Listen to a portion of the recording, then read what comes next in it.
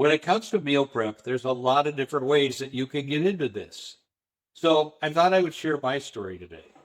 So how does a guy that hates to plan, that hates to shop, that really hates to prep, doesn't like to cook, and just likes to eat, oh yeah, doesn't like to clean up either, get into meal prepping and start doing a meal prep show? Well, I thought I'd share my journey today.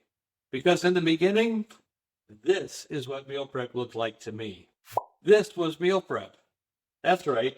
Whatever I happen to have in a box, in a can, in a jar, maybe even in a frozen dinner, and I just ate whatever came to mind, or I'd go out to eat. And then about 5 years ago, I started getting into cycling. And now meal prep became totally different, and it looked like this. That's right.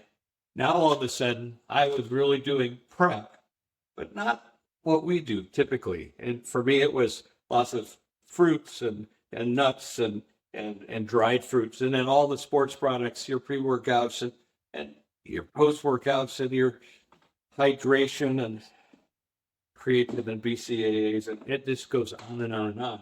But what it taught me was that when you prepare and you eat according to a plan, you can cycle for hundreds of miles.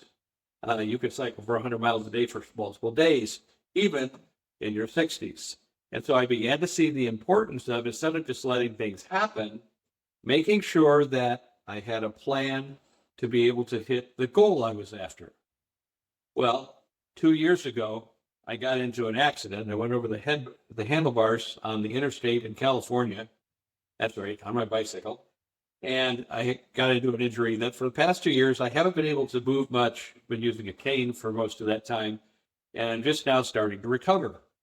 Suddenly, all these carbs and all this has no place. And because I was sitting in a chair for most of the time, we got this back.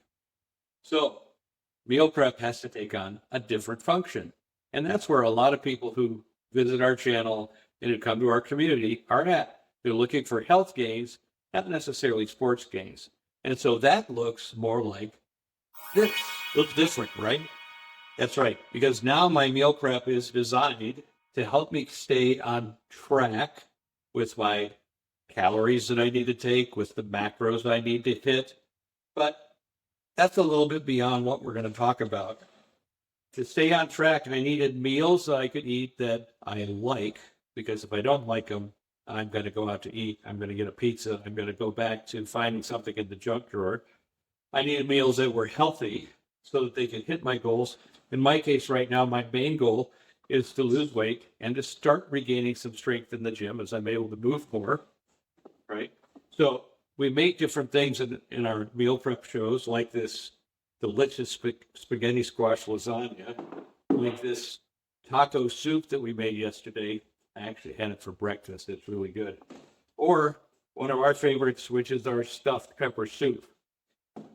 I also do a lot of vegetables that I have on hand for salads, because at lunch I'll do rather large salads with a lot of different products in them. Cucumbers, cauliflower, peppers, radishes, carrots, cabbage, lettuce, spinach, celery, and of course, I like onions, and I work at home, so it's okay.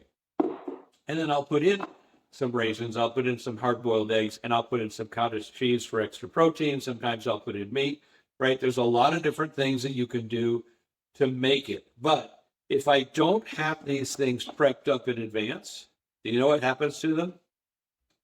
They rot in the bags that they came from the supermarket. And so that's one of the main benefits of our community, is that on Mondays and Tuesdays currently, we put 1 hour long co-prepping sessions where we actually get the things ready in our refrigerator so that when it comes time to eat, everything is prepped. So when I'm hungry, I don't go grab crackers. I can grab some, well, in this case, celery. I thought it was cukes, but I like celery. And I can grab it. I can eat it. I can eat a whole bunch of it because it's very low in calories. It's very fiber heavy, and it's very nutrient dense.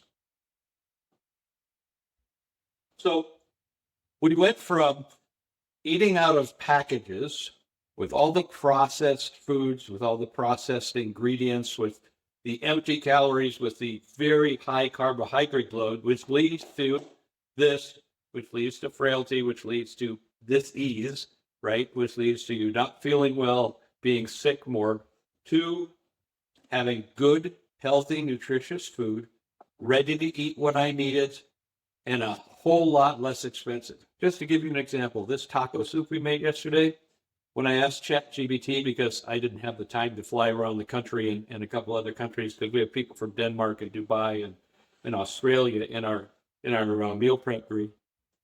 When I checked to see how much it would cost to make this in different locations around our community, it's between $1.17 and $2 per serving to make this soup. If I go out to eat in a restaurant to eat something comparable, it's $7 to $14. See, there's a widespread myth, and I think the food companies like this myth, that you can't eat good because it's too expensive. You have to eat crap. And what's actually true is if you take a little bit of time, you do a little bit of planning, and you find some people to help you out so that you're not alone on the journey, which is why we're here, then you can find that you can eat really good food that is good for you, makes you healthy, strong, able to do more things. You can do it cheaper with just a little bit of meal prep. So, do I still like shopping? No, but I let my girlfriend do that part. Do I still like prepping? Well, when I'm done in a reasonable amount of time, it's not a big deal. When I do it in a group, like when I make the vegetables, that hour flies by when I'm sitting here chopping up all the things I need for the week. So I'm having fun. We're having conversations, and we're getting to know each other, and we're exchanging ideas, right? And then I have all this ready to go. So when it comes time for lunch, I just grab a big bowl, and I grab a big bowl, and I'll show you. This is my salad bowl. This is my head, so you get a little bit of a size there, right? And I fill this thing, and I eat this up, right?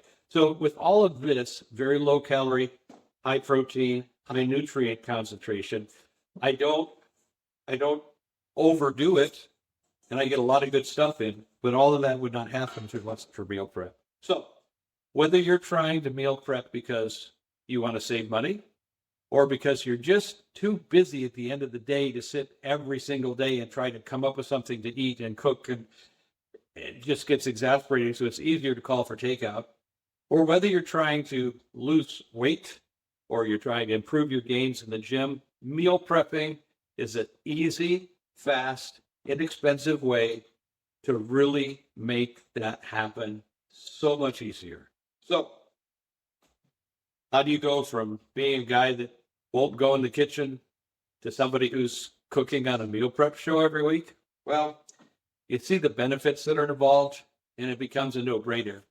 You add some people around so that you're not doing it by yourself, and it becomes a fun social event where we're all benefiting and we're all getting better together. And that's why we go to school.com/meal prep, and that's where you can find that. So I hope that helps. And if you get on this journey, please drop a note and let me know what it looks like for you. Are you meal prepping every week? Are you meal prepping once a month? What is it that you're doing, and how are you using meal prep to make your life better? We'd love to know.